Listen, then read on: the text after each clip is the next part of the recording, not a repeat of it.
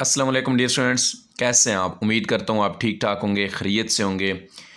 Dear students, आज करेंगे unit number 1 ninth class physics, उसके एमसीक्यूज़ और शॉर्ट क्वेश्चन।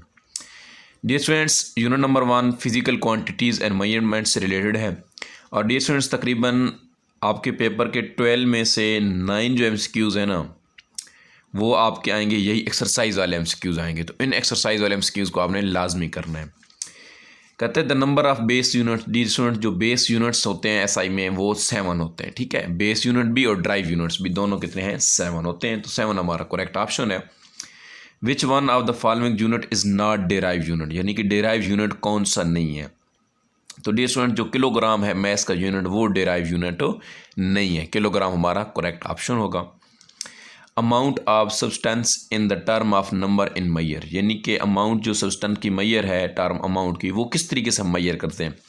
तो डियर स्टूडेंट्स, वो मोल में मैयर की जाती है। मादे की जो मकदार होती है वो मोल में मैयर की जाती है। ये लाहौर 2011 में आ भी चुका है। इसके बाद भी आ जाएगा, लेकिन लिखा हुआ इतना नहीं है, बहुत में आता है। अच्छा, interval of a 200 microsecond is equal to, ठीक है, एक इंटरवल है और माइक्रो सेकेंड है, तो ये किसकी इक्वल होगा?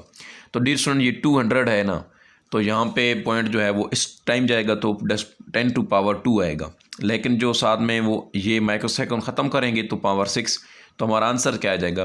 2 × 10⁻⁻40, यानी कि इसको हम ऐसे लिखेंगे ना, 2.2 × 10⁻², और मल्टीप्लाई ये जो माइक्रो सेकंड 10⁻⁻6। तो अब माइनस का 6 है, 2 है, तो 2 × 10⁻⁻4 आ जाएगा। तो ये हमारे पास सेकंड में करेक्ट ऑप्शन है।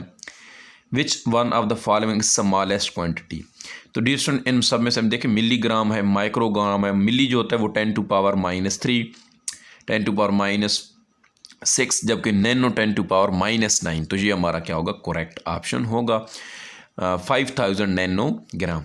Which instrument is most suitable Maihar the internal diameter, तो डियर स्टूडेंट्स इंटरनल डायमीटर के लिए वर्नियर कैलिबर यूज़ होता है टेस्ट ट्यूब के लिए। तो ये हमारा करेक्ट ऑप्शन होगा। Students claim the diameter of wire, यानी कि एक स्टूडेंट्स मैयर करता है वायर का डायमीटर, वो है 1.03। तो कौन सा जो है वो सही होगा, एग्री होगा, जहाँ तक आपका करेक्ट ऑप्शन? तो डियर स्टूडेंट, ये 1.03 तो कर लेगा, लेकिन आगे 2 को नहीं करेगा। तो इसका मतलब ये सेंटीमीटर हमारा करेक्ट ऑप्शन होगा, 1.03 सेंटीमीटर। अब measuring cylinder is use to measure, यानी कि जो मयरिंग सिलेंडर है वो क्या चीज़ मैयर करने के लिए? तो डियर स्टूडेंट्स, वो वॉल्यूम मैयर करने के लिए इस्तेमाल होता है।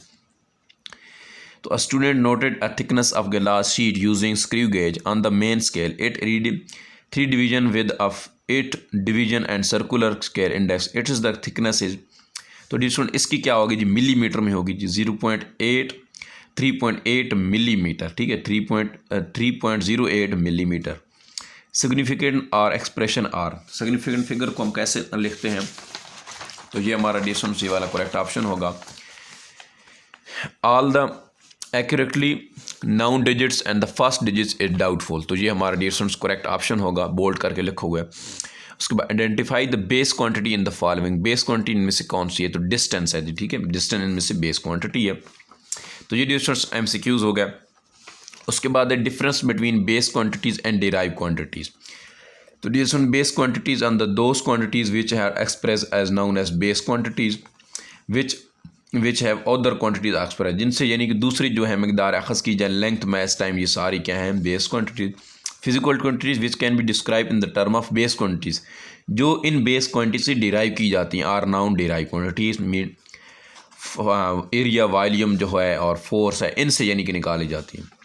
Pick out the base unit of the following, यानी कि इनमें से बेस यूनिट्स कौन से हैं? तो जो है बेस यूनिट्स कौन से हैं उनकी जी?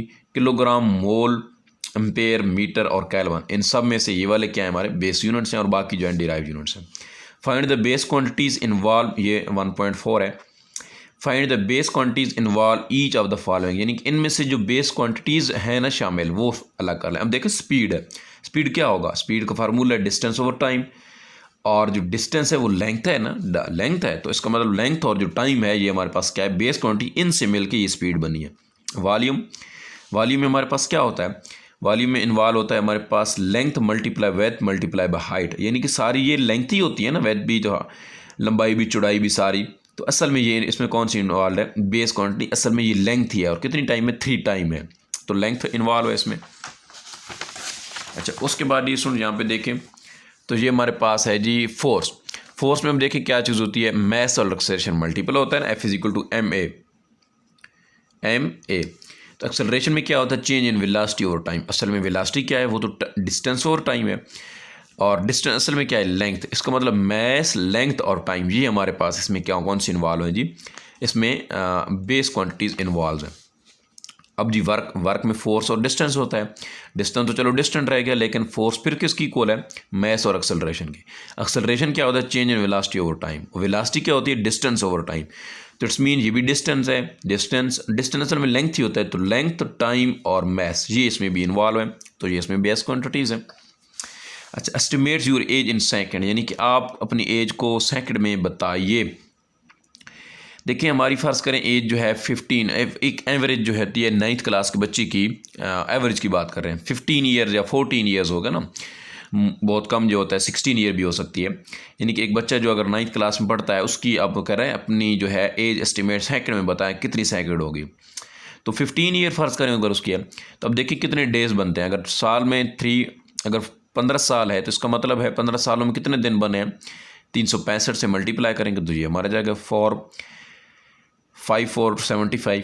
अब देखें एक घंटे, एक दिन में कितने घंटे होते हैं, 24, तो 24 घंटे से मल्टीप्लाई करें, ये आंसर आ जाएगा। और एक घंटे में कितने सेकंड होते हैं, 3600, और 3600 से आप ज़रब दे दें, इसका मतलब ये हमारे पास क्या आ जाएगा, इतने सेकंड इस बंदे की उम्र है, सेकंड में अगर बताएं तो इस बच्चे की, ठीक है। 1.6 है जी, what is the role of science as a unit have played in development of science, यानी कि साइंस की डेवलपमेंट में क्या किरदार अदा किया ऐसा यूनिट ने। कहता है with the development of in the field of science and technology the need of commonly acceptable system units was seriously felt all over the world particularly to exchange the scientific and technical information. यानी कि एक common निज़ाम की, scientific की हमें ज़रूरत थी जो ताकि चला सकें वर्ल्ड पूरे दुनिया में एक्सचेंज की, ठीक है, साइंटिफिक दौर में, ताकि वो पूरे एक ही किस्म के यूनिट्स हों। To fulfil this need world wide system measurement card, यानी इसकी ज़रूरत को पूरा करने के लिए एक वर्ल्ड वाइड का सिस्टम बनाया गया। फ्रांस में असल में ये पेरिस में एक कॉन्फ्रेंस रखी गई थी 1960 मेरे ख्याल में। तो इंटरनेशनल यूनिट्स वाज डेवलप, उधर से वहाँ पे इस यूनिट्स की क्या हो गई थी, अडॉप्ट किए गए थे। कहते what is meant by vernier constant, the difference between one small division and on monument scale and one vernier scale division is called, यानी कि जो डिफरेंस है स्मॉल डिवीजन का वही वर्नियर कांस्टेंट है। This is the minimum length which can be measure, यानी कि ये वो कम से कम लंबाई मेजर कर सकता है with the help of vernier calliper, that is why it's also called the least count, यानी कि इसका दूसरा नाम जो है वो लीस्ट काउंट वर्नियर कैलिपर्स भी है, क्योंकि ये बहुत कम से कम चीज़ों की पैमाइश भी बड़ी आसानी से कर सकता है, बड़ी एक्यूरेटली से। 1.7 है, उसके बाद डिस्टेंस हमारे पास 1.7 तो एंड हो गया है। अब हमारे पास क्या है 1.8। What do you understand the zero error in measuring instrument, यानी कि ज़ीरो एरर के बारे में आप क्या समझते हैं, आपका क्या कहते हैं। The error in measuring zero instrument is due to non uniform wrongly marked graduation due to which measurement में be less or greater than actual में, यानी कि वो किसी की हकीकत वैल्यू से वो कम भी हो सकता है, ज़्यादा भी हो सकता है, उसको हम क्या कहते हैं, एक ज़ीरो एरर कहते हैं, ठीक है। Why use the zero error necessary in measuring instrument, यानी कि ज़ीरो एरर की अब ज़रूरत क्यों है, क्यों वो इतना ज़रूरी है। कहता है इफ़ द मेजरिंग इंस्ट्रूमेंट है zero error reading taken it will be not correct, यानी कि ज़ीरो अगर है तो उसकी रीडिंग सही नहीं होगी। By knowing the zero error first necessary correction can be made to find the correct instrument such correction card, उसको हम ज़ीरो करेक्शन ही कहते हैं, यानी कि ज़ीरो इंस्ट्रूमेंट की करेक्शन अगर कर लें। What is stop watch, stop watch क्या है।